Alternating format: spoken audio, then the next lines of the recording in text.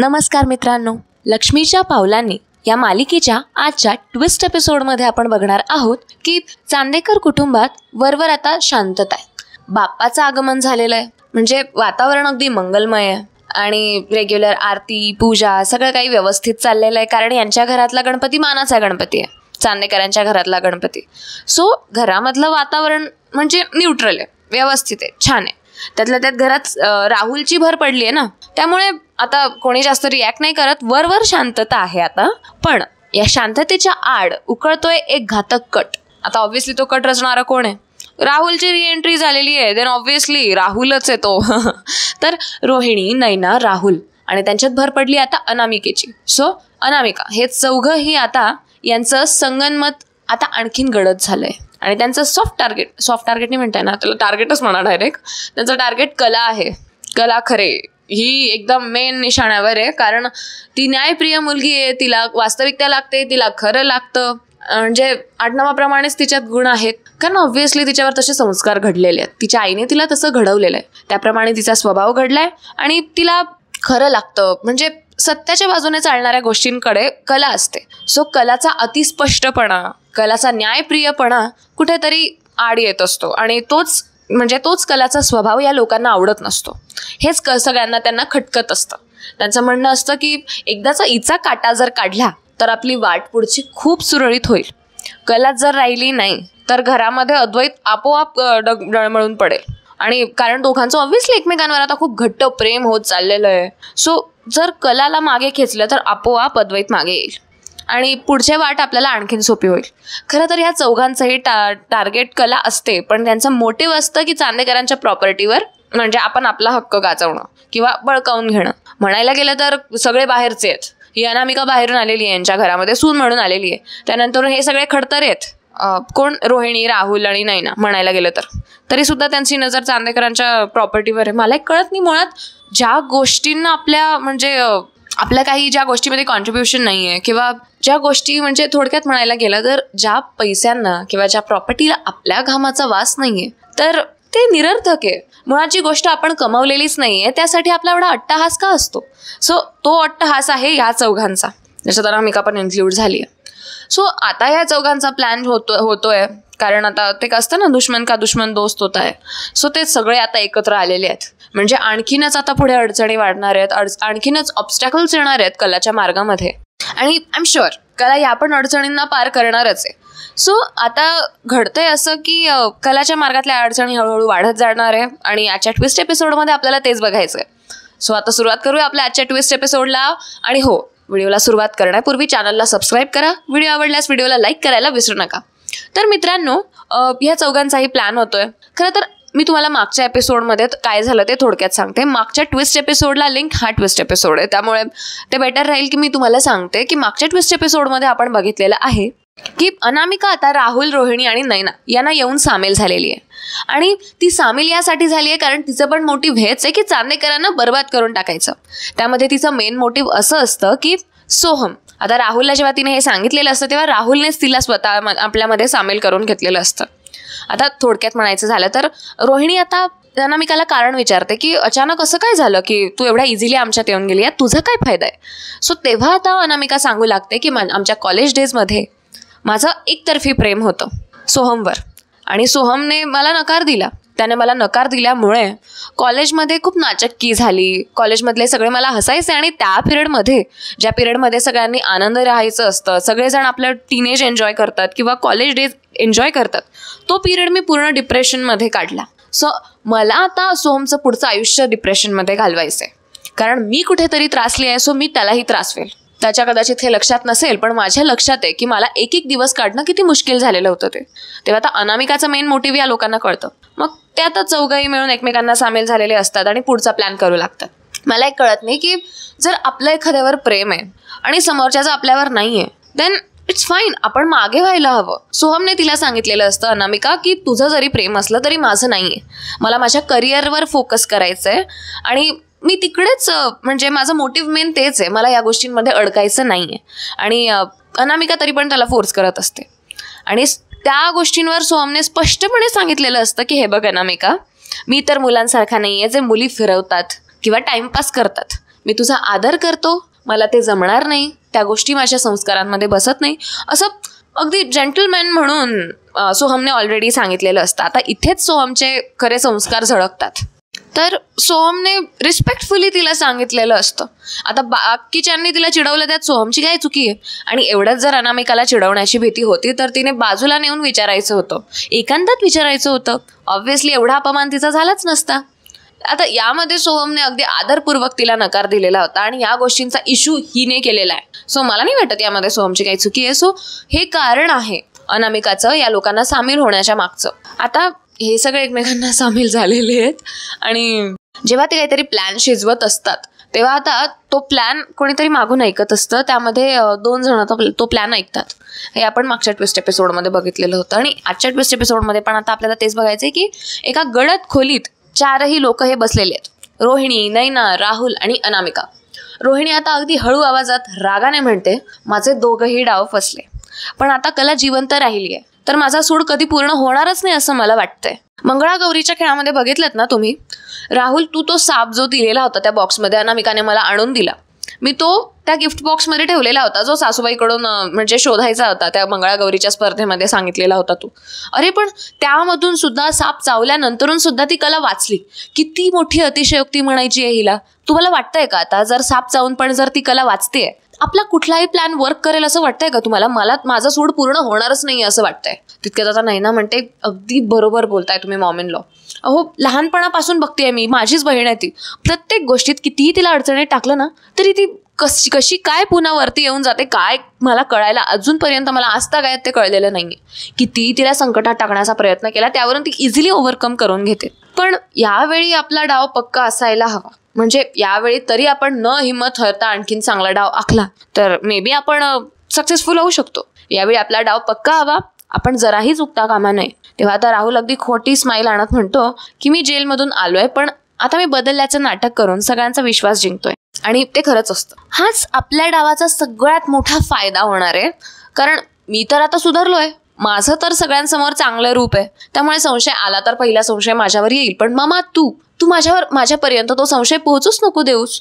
तू आधीच्या आधी बोल की आलात का परत माझ्या मुलावर, म्हणजे तू आधीच्या आधी बोल तो सुधारलाय वगैरे करून. सो तू जर तो स्ट्रॉंग पॉईंट लावून धरलास तर डेफिनेटली माझ्यापर्यंत कोणी येणारच नाही. अनामिका आता थंड आणि कुटील आवाजात म्हणते की मी का सामील झाले हे तुम्हाला कळलं असेल. मला संपत्ती हवी आहे, मला मान हवाय, त्याचबरोबर मला सोहमची बर्बादी हवी आहे. सोहमला उद्ध्वस्त झालेलं बघायचंय आणि कलेसमोर मी कधीच हरलेली सहन नाही करू शकत. म्हणूनच मी आता तुमच्यासोबत आहे. म्हणायला गेलं तर कला नेहमी मला अक्कल शिकवत असते की मी कसं वागलं पाहिजे सोहमसोबत, कसं नाही. ती मला सारखं डॉमिनेट करायला बघते आणि म्हणायला गेलं तर तसं काहीच नसतं. कला अगदी प्रेमाने समजावत असते तिला. आणि अनामिकाला असं पण वाटत असतं की कला मुद्दामून तिच्या बहिणीला काजलला सोहमसमोर आणते. सो तो राग अनामिकाच्या डोक्यात असतो आणि अनामिका म्हणते की हेच रिझन आहे तुम्हाला सामील व्हायचं आणि आता आपण मिळून सगळ्यांचा नायनाट करायचा आहे. तेव्हा आता रोहिणी थोडं स्मित करून म्हणते छान, तर प्लॅन आता आपला ठरलेला आहे. येत्या सणात म्हणजे ऑब्व्हियसली आता बापाचं आगमन झालेलं आहे आणि इथून पुढे भरपूर गोष्टी भरपूर ओकेजन्स आपल्याला मिळणार आहे, भरपूर निमित्त आपल्याला मिळणार आहे ज्यामध्ये आपल्याला कलाचा जीव धोक्यात आणता येईल. तिला कायमचा हटवायचं आहे. आता 4ही आता हातात हात घालतात आणि प्लॅन त्यांचा शिजतो आणि याच वेळेस सरोज आणि रजनी सगळं काही ऐकत असतात. ते जिथे बाहेर आउट हाऊसमध्ये येऊन बोलत असतात ना, तिथून बाहेर सरोज आणि रजनी हे सगळं ऐकून घेतात. सरोजला खूप मोठा धक्का बसतो, त्याचबरोबर रजनीला सुद्धा खूप मोठा धक्का बसतो. खूप मोठा धक्का असतो तो त्यांच्यासाठी हा. सरोज म्हणते, अगं रजनी, आपण जे ऐकलं ते खरं आहे का? हे खरंच होतं का? म्हणजे मला तर अजूनही विश्वास होत नाहीये.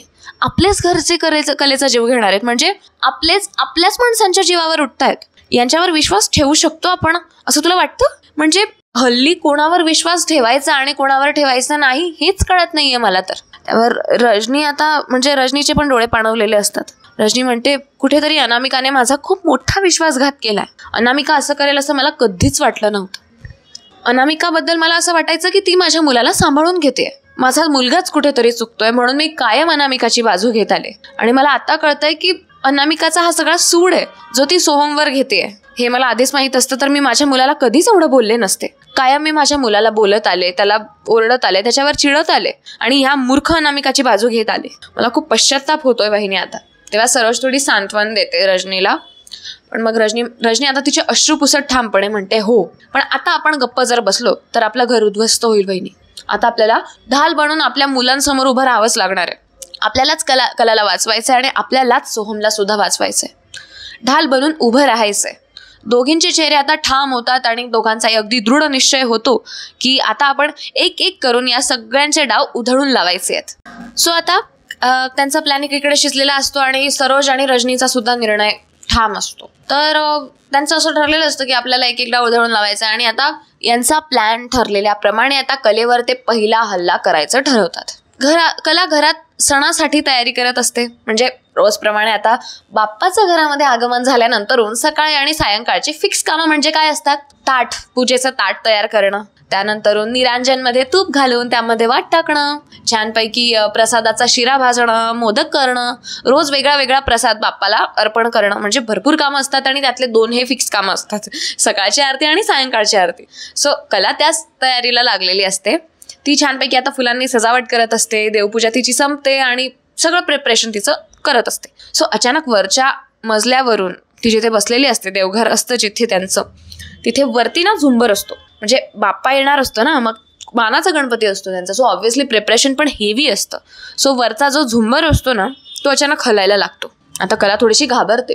कलाचं सुरुवातीला काही लक्ष नसतं पण कलाला आता आवाज यायला लागतो आणि कलाचं लक्ष वर जातं. कला आता थोडीशी भयभीत होते आणि म्हणते, अरे देवा, हा झुंबर हलतो काय? हा माझ्या अंगावर पडणार तर नाही ना? नाही, असं कसं? एवढा बेजबाबदारपणे हा झुंबर कशाला कोणी लावेल? नाही पडणार. आता रोहिणी आणि नैना मागे उभ्या आहेत आणि हसत अगदी म्हणजे कट यशस्वी होतोय असं त्यांना वाटत असतं. हसत हसत ते सगळं हे बघत असतात. कला आता इग्नोर करते आणि आपला फोकस करते आपल्या कामावर. झुंबर खाली पडण्याच्या क्षणी सरोज आणि रजनी धावत येतात आणि कलाला बाजूला ओढतात. कलाने या गोष्टी इग्नोर केलेल्या असतात पण तितक्यात आता तो झुंबर आणखीन हलतो आणि आता लूज होऊ लागतो. तितक्यात आता सरोज आणि रजनी जेव्हा हे बघतात तेव्हा त्या धावत जातात आणि कलाला बाजूला करतात. त्या कलाला बाजूला करताच तो झुंबर खाली पडतो जिथे कला बसलेली असते. म्हणजे थोडक्यात त्यांनी जसं बोललेलं असतं त्यांचा शब्द पाळत असतात. लाईक ढाल बनून उभं राहायचंय ना त्यांना. सो आता त्या कलाला बाजूला ओढतात. कलाला अगदी मोठा धक्का बसतो आणि ते म्हणते, अरे बापरे, हे काय झालं असं माझ्याबरोबर?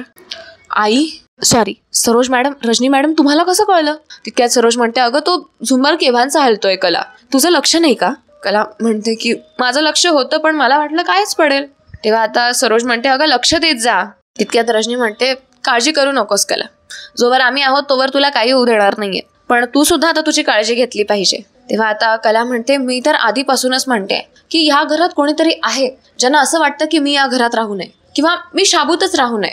मग मी ते खूप आधीपासून नोटीस करते. म्हणजे घराला, आमच्या रूमला मगाशी आग लागली तेव्हापासून तर हरतालिकेच्या पूजेपर्यंत, त्यानंतरून हरतालिकेची जी स्पर्धा झाली कोल्हापुरात, म्हणजे काहीतरी नक्की गडबड आहे. मी याबद्दल तर अद्वैतला पण बोलले होते. आता सरोज म्हणते, जे काही असेल पण आम्ही आहोत ना तुझ्या बरोबर, मग कशाला काळजी करतेस? तेव्हा आता यांचा हा संवाद चाललेला असतो आणि एकीकडे रोहिणी आणि नैना जेव्हा हे सगळं बघत असतात, हा तमाशा त्यांच्या समोरच होतो. सुरुवातीला त्यांच्या चेहऱ्यावर हसू असतं आणि आता त्यांच्या चेहऱ्यावर धक्का होतो खूप मोठा आणि संताप असतो की ही कसं काय वाचून गेली असं. पण ते सगळं लपवत असतात. अनामिका डोळ्यांमध्ये खूप राग दाखवते कारण त्यांचा प्लॅन फिसकटलेला असतो. सो आता त्यांचं खूप असे चिडचिड होत असते आणि एकमेकांवर त्यांची चिडचिड होत असते आणि पुन्हा एकदा बैठक घडून येते. अनामिका, रोहिणी, नैना, राहुल यांची एकीकडे ती बैठक चाललेली असते तर दुसरीकडे आता म्हणजे त्याही पूर्वी आरती वगैरे झालेली असते, सगळं काही व्यवस्थित असतं. सायंकाळी अद्वैतला जेव्हा सरोज आणि रजनी हा सगळा प्रकार सांगतात की झुंबर पडून आलं आणि ते कलाचा जीव धोक्यात आलेला होता भरपूर, आम्ही वाचवलं वगैरे, कला वेंधळी झाली आहे, तिची काळजी घेत जा किंवा तिला समजावत जा. एकीकडे हा सगळा विषय चाललेला असतो आणि दुसरीकडे या चौघांची बैठक चाललेली असते नवी, की आणखीन काय नवीन आपल्याला आपल्या प्लॅनमध्ये इनोव्हेशन करता येईल. सो अनामिका अगदी रागात आता चिडते आणि रोहिणी आणि नैनाला रागात ओरडून म्हणते, हा काय प्रकार झाला? कोणीतरी आपल्या डावात अडथळा आणते असं वाटत नाही का? मला तर थोड्या वेळासाठी असं वाटलं की सरोज आणि रजनी या दोघं बायकांना आधीपासून माहिती होतं की तो झुंबर पडणार आहे. तेव्हा रोहिणी म्हणते, अनामिका तुझं राग करणं योग्य आहे पण तू जो आवाज चढवतेस ना, भान ठेव की तू कोणाशी बोलतेस. तू रोहिणी खडतरेशी बोलतेस, विसरू नकोस. मी राहुलची आई आहे, कळलं? त्यामुळे तुझ्या आवाजाचा टोन जरा कमी कर आणि राहिला प्रश्न कोणाला कळण्याचा तर आपल्या प्लॅनबद्दल कोणालाही माहीत नव्हतं. तो फक्त योगायोग झाला, कारण आम्ही दोघंही तिथे हजर होतो. सरोज वहिनी आणि रजनी वहिनी तिथे अचानक आल्या आणि अचानक येऊन त्यांनी वाचवलेलं आहे. अडथळा नाही आणलाय आपल्या डावात कोणी पण. तेव्हा नैना म्हणते, हो मॉमेनला बरोबर बोलताय. इतक्यात आता राहुल संशयाने म्हणतो की मला काय वाटतंय मम्मा की कुणीतरी आपल्याला गुपचूप ऐकतंय, आपण जरा जपून राहायला हवं. तेव्हा रोहिणी म्हणते, अरे पण हे कसं शक्य आहे. तेव्हा नैना पण म्हणते की अरे राहुल, हे कसं शक्य आहे. आपण किती कोपऱ्यात येऊन बोलतो, आपण किती वेळेचं भान ठेवतो, किती काळजी घेतो, कोणाला संशयही येणार नाही आपल्यावर. काय बोलतोयस तू. तेव्हा रोहिणी आता अगदी दात घट्ट धरून म्हणते की ते कोणीही असू देत, पण जो आपल्याला अडवेल ना त्याचा अंत होईल. बास झालं राहुल, आता कोणीही मध्ये आलं तर त्याला सगळ्यात आधी संपवलं पाहिजे आपण. कोणीतरी आता कोणीही येऊ दे, मग ते आपल्याला आपल्या निर्णयाशी ठाम राहायला हवं. आतापर्यंत आपण याच चुकांना इग्नोर करत आलेलो आहे ना, म्हणून ही आलं ते आपली. त्यामुळे कोणीही मध्ये आलं तर सरळ त्याला संपवून टाकायचं. आता पुढचा डाव आणखीन भयंकर असेल आणि कला यातून वाचणार नाहीये हे फिक्स आहे. आणि कला जर आता वाचली तर माझ्यापेक्षा वाईट कोणीच नसेल, असा संतापात असं रोहिणी सांगत असते एकदम. आणि अनामिका पण खूप चिडलेली असते. म्हणजे सगळेच ते चिडलेले असतात ऑब्व्हियसली. हातातोंडाशी आलेला घास जर गेला तर कोणाचीही चिडचिड होणारच. सो तसंच काहीतरी तिथे त्यांचं झालेलं असतं. दुसरीकडे आता हा सगळा प्लॅन जो आहे तो परत सरोज आणि रजनी ऐकतात आणि परत मग त्या बाजूला येतात. त्यांचं हॉलमध्ये आता बोलणं चाललेलं असतं, डिस्कशन हॉलमध्ये चाललेलं असतं, कारण ते चौघे आउट हाऊसमध्ये असतात.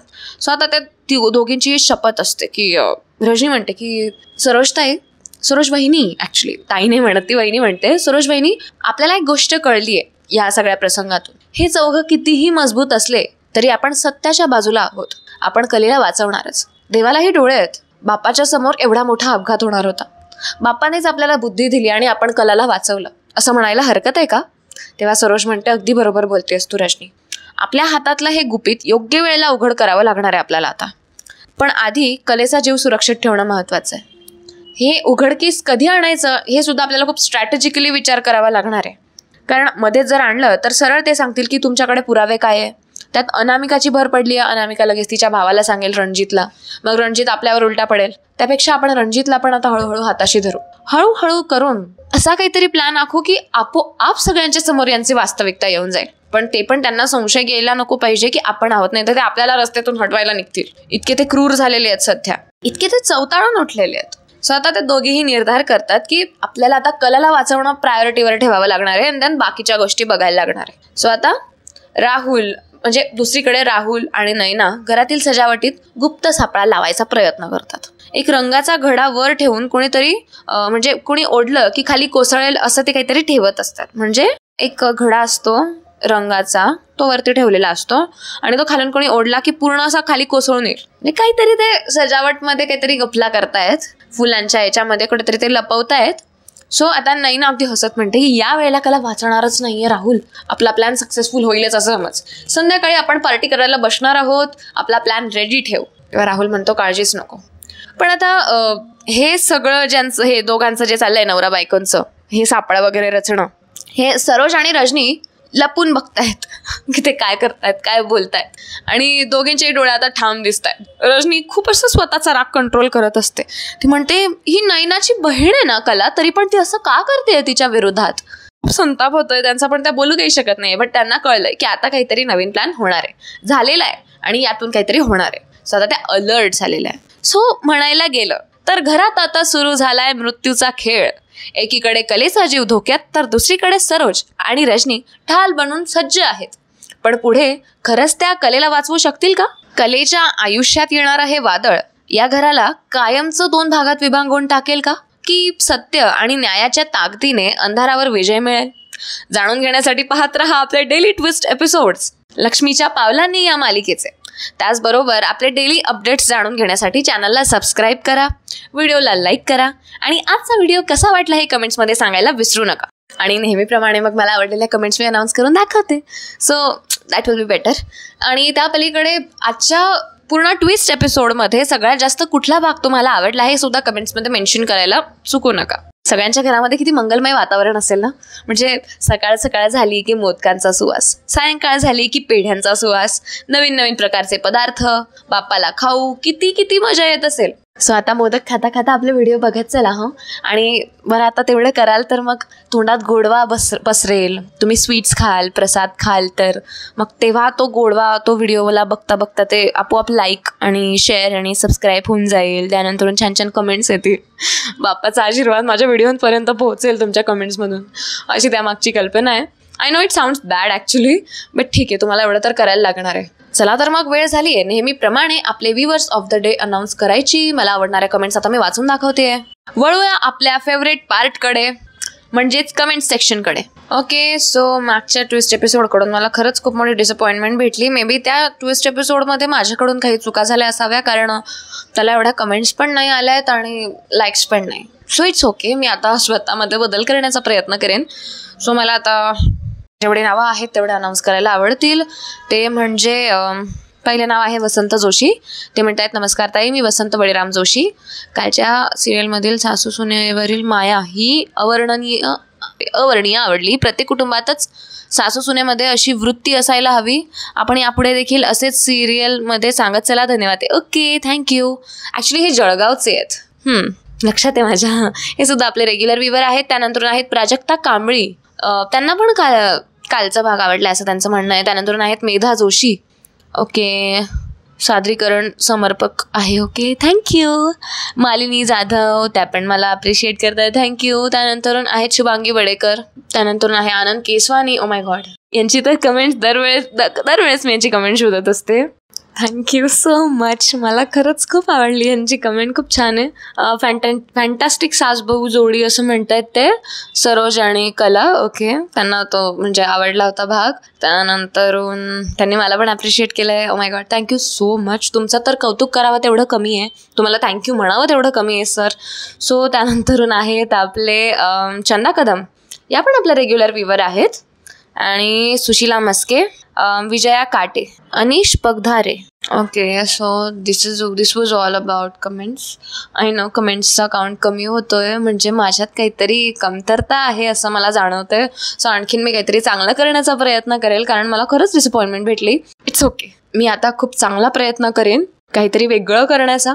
पण तुमचं असं प्रेम कायमच राहू देत, म्हणजे त्याने मला आणखीन काहीतरी वेगळं करण्यासाठी प्रेरणा मिळेल. त्याचबरोबर आपल्या इतर प्रेक्षकांना सुद्धा माझी विनंती आहे की तुमच्या मनाला जर माझी रिव्ह्यू सांगण्याची पद्धत थोडी जरी स्पर्शून जात असेल तर व्हिडिओला एक छोटासा लाईक आणि कमेंट्समध्ये तुमचं मत व्यक्त करायला विसरू नका. बाकी ब्लेसिंग्स तर तुमच्या आहेतच.